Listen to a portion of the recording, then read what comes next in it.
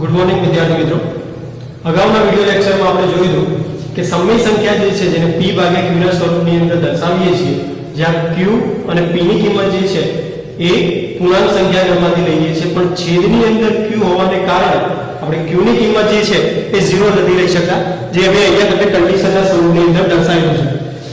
આ જે છે p ભાગ્યા q ના સ્વરૂપમાં દર્શાવવું એટલે કે સમય સંખ્યાના સ્વરૂપમાં દર્શાવવાનું છે, પણ p અને q ની કિંમત જે છે એ z એટલે કે આ પૂર્ણાંક સંખ્યા છે અને q જે છે એની કિંમત 0 લેવાની નથી. તો આ રીતે સમય સંખ્યા જે છે p ભાગ્યા q ના સ્વરૂપમાં દર્શાવીએ છીએ.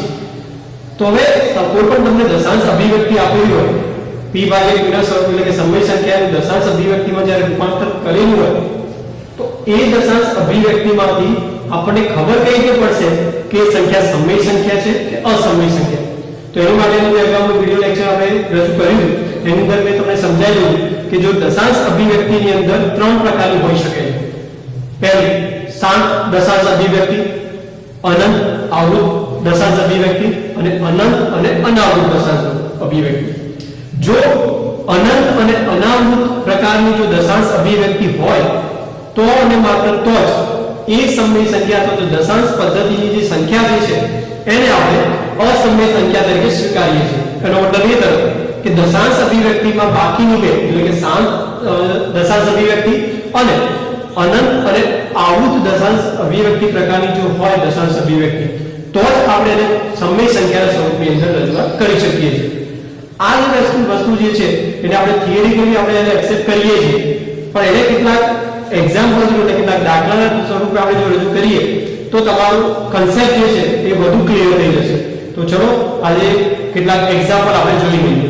એમાંથી સૌથી પહેલા એક એક્ઝામ્પલ આપણે જોઈએ કે સાબિત કરો કે 3.142678 જે છે એ સમય સંખ્યા છે.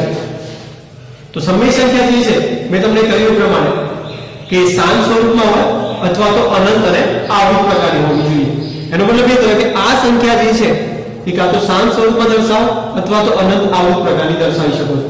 પણ અહીંયા તો એક વસ્તુ છે કે અનંત મતલબ કે સંખ્યા જે છે એના અંક જે છે એ કન્ટિન્યુઅસલી અનંત સુધી રિપીટ થતા હોવા જોઈએ, જે વસ્તુ અહીંયા શક્ય નથી.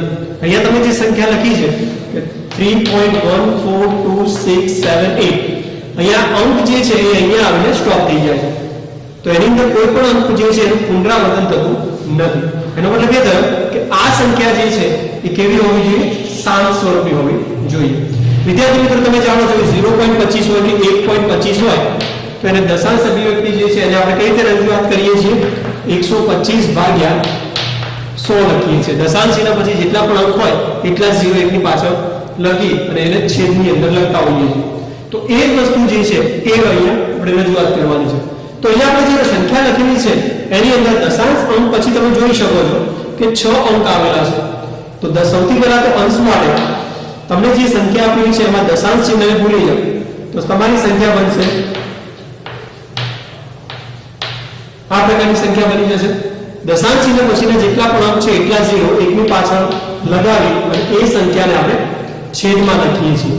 અહીંયા દશાંશ ચિહ્ન પછી 6 અંક હોવાને કારણે આપણે 6 0 લખ્યા છે એકની પાછળ, અને એ જે સંખ્યા બને છે એ સંખ્યાને આપણે ક્યાં લખી છે? છેદમાં લખી છે. તો આ શું થયું?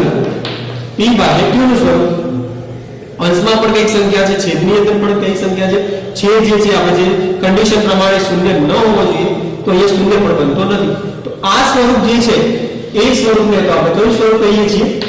શાંત સ્વરૂપ કહીએ છીએ. તો શાંત સ્વરૂપ જે છે એ તો કેવા પ્રકારની હોઈ શકે? સમય સંખ્યા પ્રકારની જો હોવાની છે. તો આ સંખ્યા જે છે એ શાંત સ્વરૂપ હોવાને કારણે સમય સંખ્યા બને છે. ફરીથી રિપીટ કરું છું કે કોઈ પણ સંખ્યા જે છે સમય સંખ્યા ક્યારે બને? જ્યારે દશાંશ અભિવ્યક્તિ જે છે શાંત સ્વરૂપની હોય અથવા તો અનંત અને આવૃત પ્રકારની હોય. પણ અનંત અને આવૃત પ્રકારની સંખ્યા હોવાનું અહીંયા પોસિબલ નથી, કારણ કે અહીંયા અંક જે છે એ 8 પછી કન્ટિન્યુ રિપીટ થતા નથી. એટલે એ સંખ્યા જે છે એ અનંત નહીં બને. તો એ કયા સ્વરૂપની હોઈ શકે? શાંત સ્વરૂપની હોવી જોઈએ. શાંત સ્વરૂપ કોને કહીશું? તો દશાંશ ચિહ્ન પછી અમુક અંક પછી તમારી મૂળ સંખ્યા જે છે એ સ્ટોપ થઈ જાય છે. એવું અહીંયા બને છે. અહીંયા 8 પછી એ સંખ્યા જે છે એની અંદર પાછળની તરફ કોઈ પણ અંક નથી. એનો મતલબ કે આ સ્વરૂપ જે છે એ શાંત સ્વરૂપની બની જાય છે અને શાંત સ્વરૂપ હંમેશા સમય સંખ્યાનું સ્વરૂપ હોય છે, જે આપણે સાબિત કરવાનું. હવે કેટલાક અહીંયા તો તમે સામ સ્વરૂપની એક્ઝામ્પલ તમે લીધું છે. હવે કેટલાક એક્ઝામ્પલ આપણે એવા રજૂઆત કરીએ કે જેની અંદર દશાંશ અભિવ્યક્તિ જે છે સામ અને અનંત અને આવૃત પ્રકારની.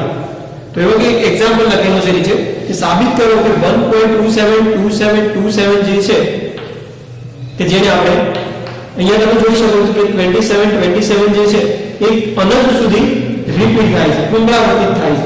એટલા માટે પુનરાવર્તિત થતા અંક હોય એને આપણે આ રીતે પુનરાવર્તિત થતા અંક હોય એની ઉપર 12 ની નિશાની કરીએ છીએ. તો આપણે મૂળ સંખ્યા જે છે એ 1.2712 તરીકે રજૂઆત કરી છે. હવે આ સંખ્યા જે છે એને તમે કહી શકો ને ડાયરેક્ટલી કહી શકતા નથી કે એને p ભાગ્યા q ના સ્વરૂપમાં આપણે રજૂઆત કરીએ. પણ આ સંખ્યા જે છે એ કેવા પ્રકારની થઈ ગઈ? અનંત પણ છે અને આવૃત છે. આવૃત મતલબ કે જે દશાંશીનો જે છે એને પછીના અંક જે છે એને તમે શોર્ટની અંદર રજૂઆત કરી શકો. તો આ સંખ્યા જે બની છે એ અનંત અને આવૃત પ્રકારની છે. તો અનંત અને આવૃત પ્રકારની સંખ્યા હોય એ હંમેશા સમય સંખ્યાના સ્વરૂપની અંદર આપણે રજૂઆત કરી શકીએ છીએ. એટલે કે p ભાગ્યા q ના સ્વરૂપની અંદર આપણે રજૂઆત કરી શકીએ છીએ. તો ચલો આપણે જોઈએ કે કઈ રીતે એને રજૂઆત કરી શકાય છે. તો અહીંયા તમને જે સંખ્યા આપેલી છે 1.272727 up to so on, આ સંખ્યા જે છે જેને 1.27 તરીકે દર્શાવીએ છીએ એ કેવા પ્રકારની છે? અનંત આવૃત પ્રકારની છે. તો એટલા માટે આપણે આ સંખ્યાને સમય સંખ્યાના સ્વરૂપની અંદર રજૂઆત કરી શકીએ છીએ. તો અહીંયા તમને જે સંખ્યા આપેલી છે એના બરાબર સૌથી પહેલા તો આપણે x ધારી દઈએ. તો x બરાબર 1.27 લખો, અથવા તો એના બરાબર આપણે 12 ના સ્વરૂપમાં જે લખીએ છીએ એ રીતે લખી નાખો તો ચાલો. એટલે કે x બરાબર 1.27 થઈ ગયું. હવે શું કરવાનું છે કે દશાંશ ચિહ્ન પછી જોવાના અંક. જો દશાંશ ચિહ્ન પછી તરત જ અંક જે છે એ પુનરાવર્તિત થતા અંકો હોય તો જેટલા પણ અંક પુનરાવર્તિત થાય છે એટલા 0 એકની પાછળ લગાડી અને બંને સાઈડ ગુણાકાર કરવાનો રહે છે. તો અહીંયા આપણે જોયું પ્રમાણે કે x બરાબર આ સંખ્યા બને છે અને સમીકરણ નંબર 1 આપી દો. હવે શું કરવાનું કહ્યું કે દશાંશ ચિહ્ન જે છે એના પછી જેટલા પણ અંક પુનરાવર્તિત થતા એ પુનરાવર્તિત થતા અંક જે છે એટલા 0 એકની પાછળ લગાડી અને બંને બાજુએ એના વડે ગુણાકાર કરી નાખવાનો. એટલે દશાંશ ચિહ્ન પછી અહીંયા કેટલા અંક રિપીટ થાય છે? હા, બે અંક જે છે એ પુનરાવર્તિત થાય છે. તો એનો મતલબ એ થયો કે બંને બાજુએ 100 વડે આપણે ગુણાકાર કરીશું. તો અહીંયા લખીશું કે સમીકરણ 1 ને બંને બાજુ 100 વડે ગુણતા. બંને બાજુ આપણે 100 વડે જ્યારે ગુણીશું એટલે શું લખાશે? 100x. સમીકરણ 1 તમારું કંઈક આ પ્રકારનું બની જશે. 100x બરાબર આને તમે 100 વડે ગુણીશું એટલે શું સંખ્યા બનશે કે દશાંશ ચિહ્ન જે છે એ બે અંક જમણી તરફ જતું રહેશે. એટલે દશાંશ ચિહ્ન જે છે બે અંક એટલે કે 2 અને 7 પછી દશાંશ આવી જશે. એટલે લખાશે શું કઈ રીતે? 127.27 up to 100. આ જે બન્યું છે એના બરાબર આપણે કંઈક આ રીતે પણ લખી શકીએ 127.27 બાદ. કારણ કે અહીંયા 27 જે છે એ અનંત વખત રિપીટ થાય છે, પુનરાવર્તિત થાય છે. તો આ જે બન્યું છે એ સમીકરણ નંબર 2 આપી દો. હવે શું કરવાનું છે કે સમીકરણ 2 માંથી સમીકરણ 1 ને બાદ કરી નાખો. તો સમીકરણ 2 માંથી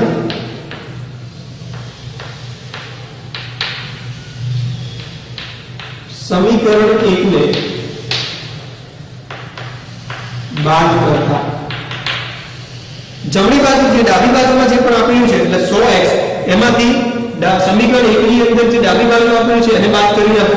એટલે કંઈક આ પ્રકારે લખાશે 100x - x બરાબર 127.27 બાદ ડાયરેક્ટલી લખી દઈએ માઈનસ શું લખાશે 1.27 બાદ. હવે આપણે જાણીએ છીએ કે દશાંશ ચિહ્ન જે છે એની પછી બધા જ અંક કેવા બને છે? સરખા બને છે. એટલે સરખી સંખ્યામાંથી સરખી સંખ્યા બાદ કરીએ તો એનો જવાબ શું આવશે? 0 થઈ જશે.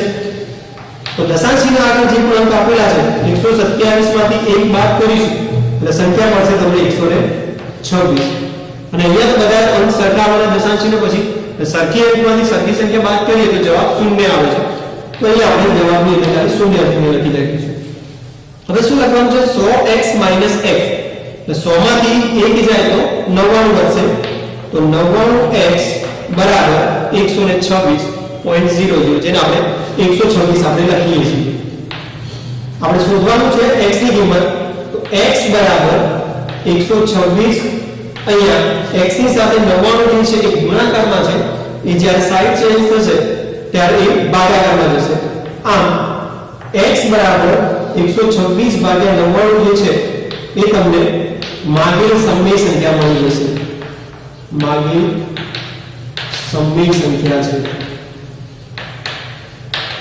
તો આ રીતે તમે દશાંશની અભિવ્યક્તિ જો અનંત અને આવૃત પ્રકારની આપેલી હોય તો એ દશાંશ અભિવ્યક્તિ જે છે એને p ભાગ્યા q એટલે કે સમય સંખ્યાના સ્વરૂપમાં આ રીતે તમે રજૂઆત કરી શકો છો વિદ્યાર્થી મિત્રો તમે અહીંયા જોઈ શકો છો કે દશાંશના પછી જે પણ અંક આવે છે બધા જ અંક રિપીટ થાય છે પુનરાવર્તિત થાય છે પણ શું જો દશાંશ અભિવ્યક્તિ પછી જો કોઈ એક્ઝામ્પલ તરીકે હું તમને આપું છું લખીને 5353 આ પ્રકારનું એક્ઝામ્પલ હોય કે જે અનંત સુધી આપેલું હોય તો અહીંયા તમે જોઈ શકો છો કે 53 જે છે 53 એ રિપીટ થાય છે પણ અહીંયા 2 જે છે એ રિપીટ થતો નથી તો આ પ્રકારના જે એક્ઝામ્પલ જે છે એને આપણે કઈ રીતે સોલ્યુશન કરીશું એ આપણે હવે આગળ જોઈશું તો હવે જે નવા એક્ઝામ્પલ જે છે એ નવા એક્ઝામ્પલની અંદર આપણે જોઈશું કે કઈ રીતે આ પ્રકારના એક્ઝામ્પલ જે છે એનું આપણે સોલ્યુશન કરીશું તો હવે જોઈએ કે આ પ્રકારનું એક એક્ઝામ્પલ લઈએ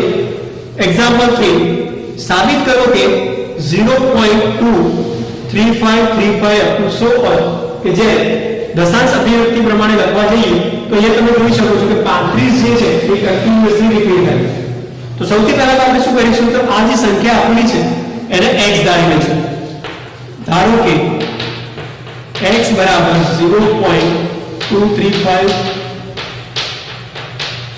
કે જેને આપણે દશાંશ અભિવ્યક્તિ જે છે એ અનંત આવૃત પ્રકારની હોવાને કારણે 35 જે કન્ટીન્યુઅસલી રિપીટ થાય છે એટલે આ પ્રકારે લખી શકીએ છીએ તો તમે જોઈ શકો છો કે દશાંશ અભિવ્યક્તિ જે આપેલી છે એની અંદર 2 જે છે એ વારે ઘડી રિપીટ થતું નથી પુનરાવર્તિત થતું નથી ખાલી 35 જે છે એ જ અંક તમારો અહીંયા પુનરાવર્તિત થાય તો આ પ્રકારના એક્ઝામ્પલ હોય તો એને કઈ રીતે આપણે કરવાનું તો સૌથી પહેલા તો આ જે આપેલું છે એમ સમીકરણ આ જે બન્યું છે એને સમીકરણ નંબર 1 આપીએ હવે શું કરીશું કે દશાંશ ચિહ્ન પછી અહીંયા એક જ અંક એવો છે કે જે પુનરાવર્તિત થતો નથી તો જે અંક પુનરાવર્તિત થતા નથી જેટલા પણ અંક હોય જેટલા પણ અંક પુનરાવર્તિત થતા ના હોય એ બધાને તમારી ડાબી બાજુ મૂવ કરવાના થાય છે શિફ્ટ કરવાના થાય છે તો એની અંદર ગણતરીની અંદર આપણે જોઈએ એ પ્રમાણે તો જે અહીંયા એક જ અંક જે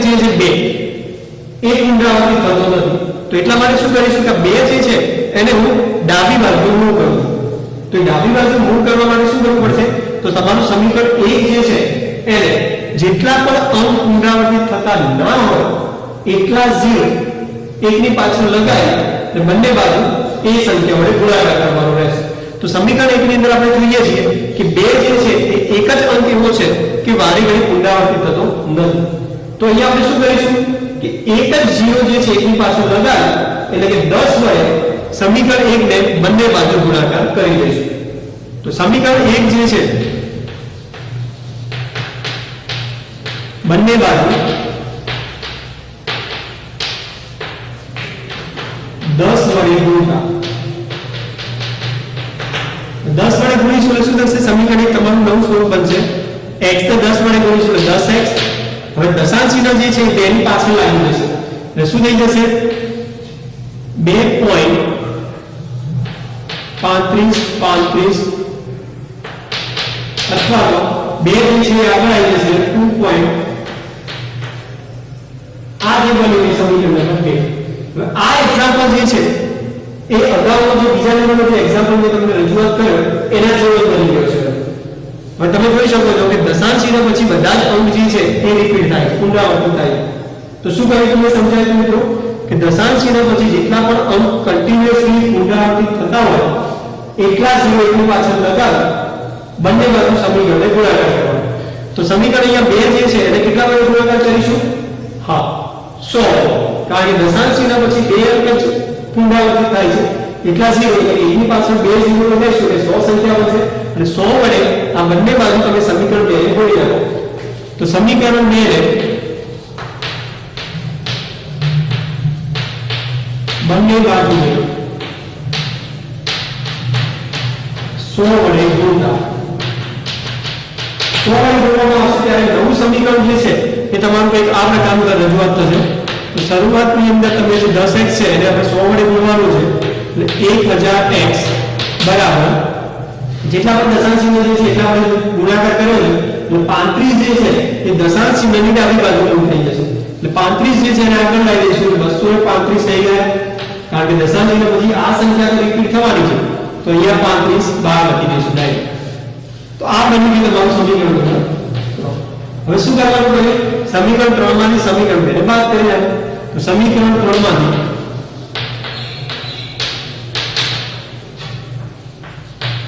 સમીકરણ 2 ને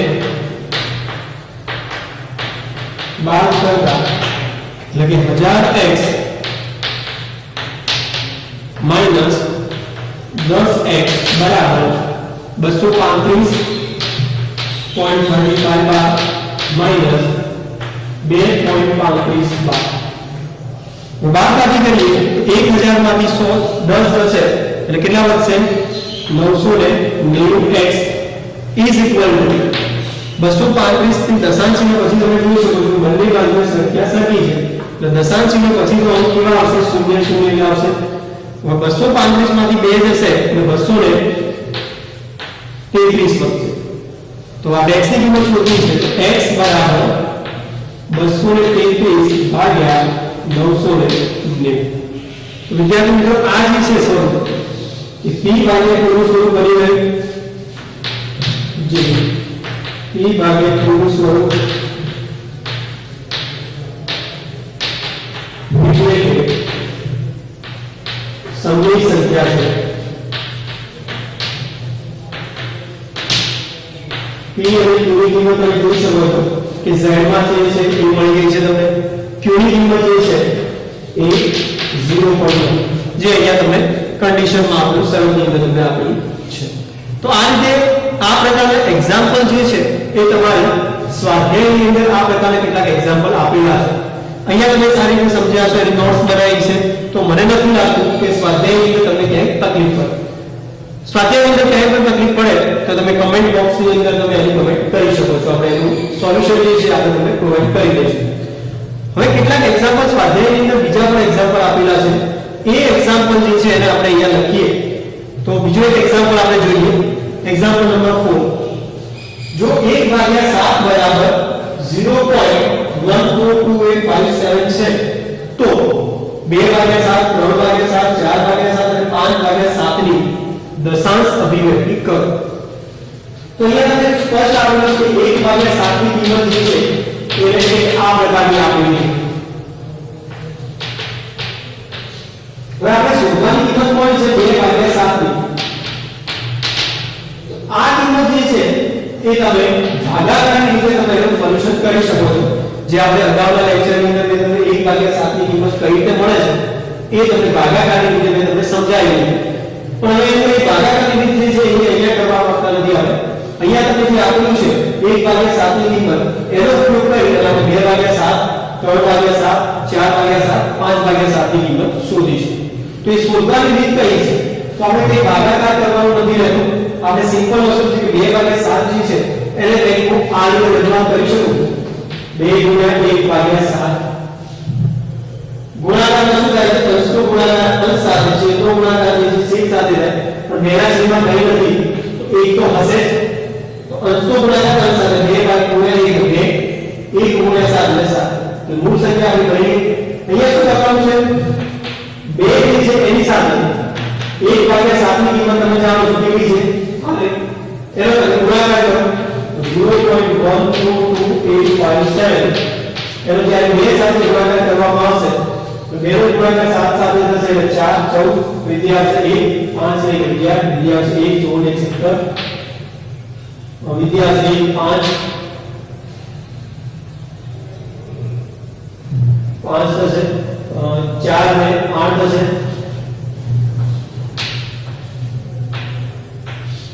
તો આ રીતે તમે 2/7 ની કિંમત તમને મળી જશે એ જ રીતે જો તમારે 3/7 ની કિંમત શોધવી હોય તો શું કરીશું 3 * 1/7 એટલે 1/7 ની કિંમત તમે જાણો છો 0.142857 चलो 3 સાથે ગુણાકાર કરીશું 7 * 3 21 વિદ્યાર્થી 2 15 ને 2 17 વિદ્યાર્થી 1 8 ને 24 ને 25 5 વિદ્યાર્થી 2 2 3 6 6 2 8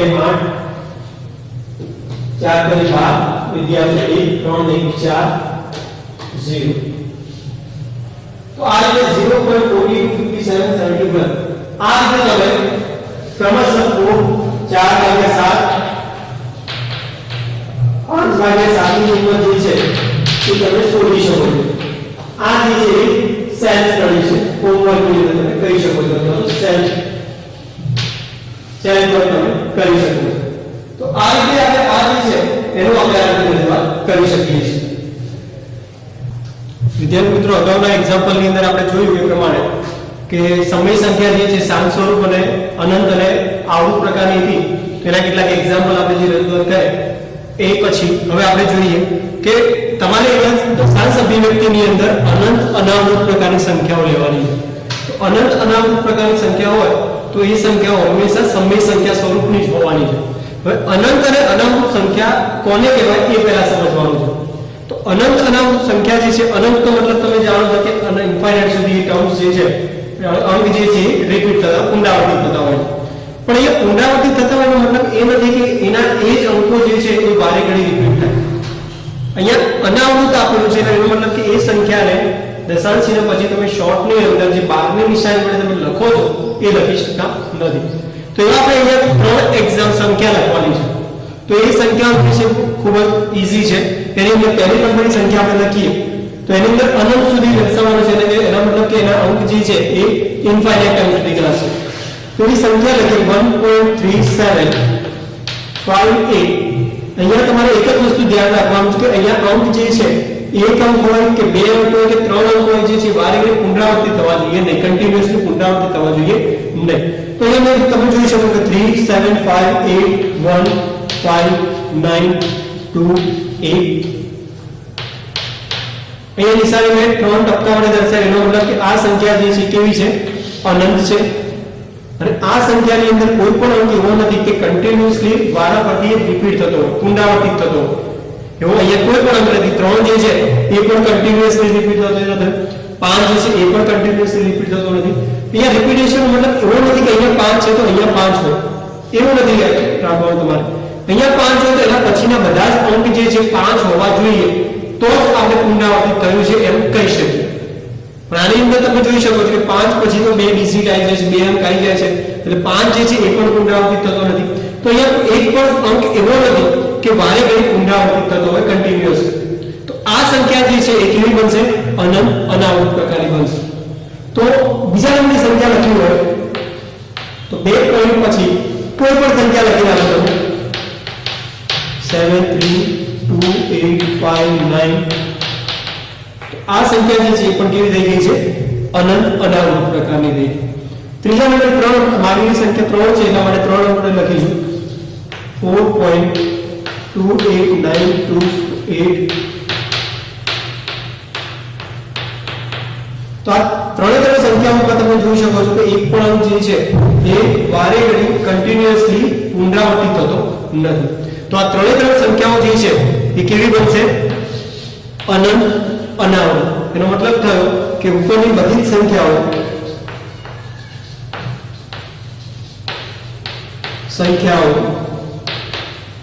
કેવી છે અસમય છે કારણ કે અસમય સંખ્યાઓ ક્યારે બની શકે જ્યારે કોઈ પણ દશાંશ અભિવ્યક્તિની અંદર કોઈ પણ સંખ્યા જો અનંત અને અનાવૃત હોય તો અને માત્ર તો જ એ સંખ્યા જે છે એ અસમય સંખ્યા પ્રકારની બની શકે છે બીજું એક એક્ઝામ્પલ જોઈએ કે સમય સંખ્યા આપેલી છે 2 5 ભાગ્યા 7 અને 9 ભાગ્યા 11 ની વચ્ચેની ત્રણ ભિન્ન અસમય સંખ્યાઓ લખો. આની અંદર મેં ક્વેશ્ચન ની અંદર આ રીતે લખેલું છે, પણ તમારે જો ક્વેશ્ચન એક્ઝામ ની અંદર આ પ્રકારનો ક્વેશ્ચન પૂછાય તો સૌથી પહેલા તો તમારે આ જે છે એને દશાંશ એટલે કે ભાગાકારની રીતે તમારે આ વસ્તુ જે છે એ શોધવી પડશે. 5 ભાગ્યા 9 જે છે એની દશાંશ અભિવ્યક્તિ શોધો, 9 ભાગ્યા 11 ની દશાંશ અભિવ્યક્તિ શોધવી પડશે. જે આપણે અગાઉના વિડિયો લેક્ચર ની અંદર આપણે આ ભાગાકારની રીતે તમે કે એની દશાંશ અભિવ્યક્તિ જે છે એ લખી શકો છો. હવે આ પ્રકારની દશાંશ અભિવ્યક્તિની અંદર તમે જોઈ શકો છો કે 5 ભાગ્યા 7 જે છે એ પણ અનંત અને આવૃત પ્રકારની છે. 9 ભાગ્યા 11 જે છે એ પણ અનંત અને આવૃત પ્રકારની છે. એનો મતલબ થયો કે આ બંને સંખ્યાઓ સમય સંખ્યાઓ છે. હવે આ બંને સંખ્યાઓ સમય છે તો એને આપણે એમની વચ્ચેની અસમય સંખ્યા એટલે કે અનંત અને અનાવૃત પ્રકારની સંખ્યા શોધવાની છે.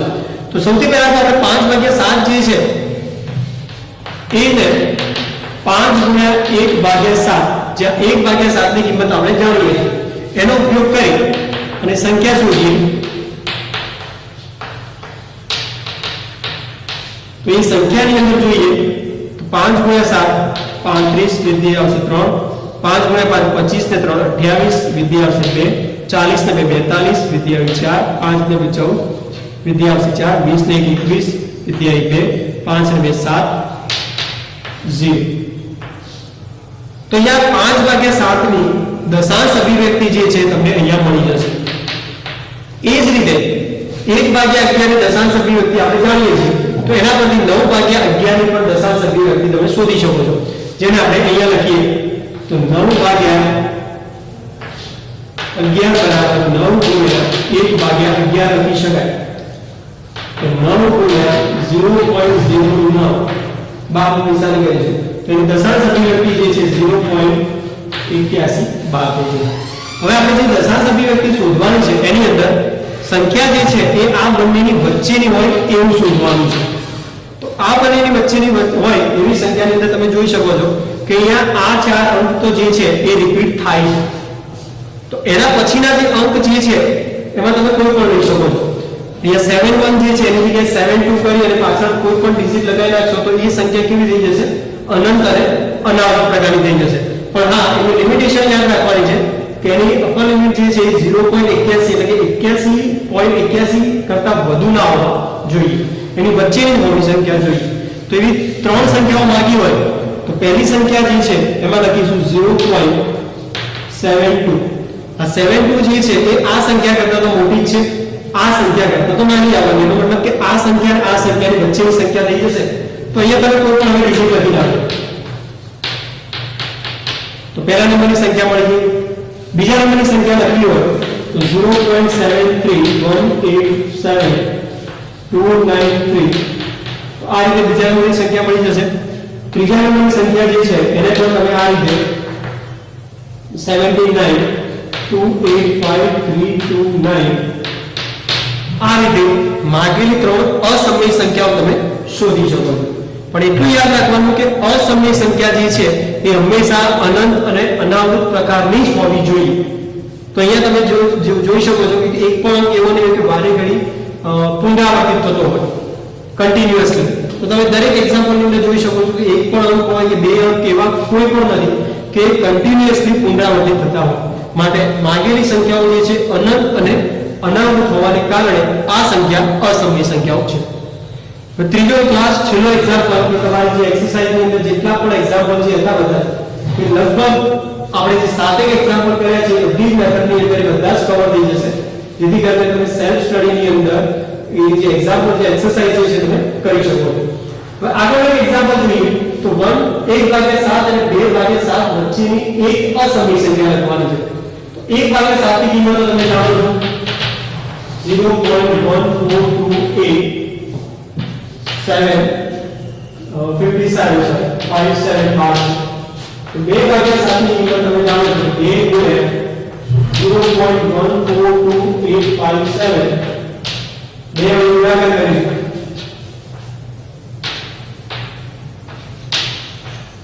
5 8 0. માગેલી સંખ્યા જે છે બીજા નંબરની 0.285714 સંખ્યા મળશે કે જેનો દશાંશ અભિવ્યક્તિ 2/7 ની છે. હવે આપણે શોધવાનું શું છે કે આપણે જે અહીંયા આપેલું છે એની અંદર આ બધી સંખ્યાઓ જે છે એની વચ્ચેની એક જ અસમય સંખ્યા લખવાની છે. તો અહીંયા 0.14 આપેલું છે તો 0.14 ને એની જગ્યાએ આપણે 0.15 લખી નાખીએ તો માગેલ અસમય સંખ્યા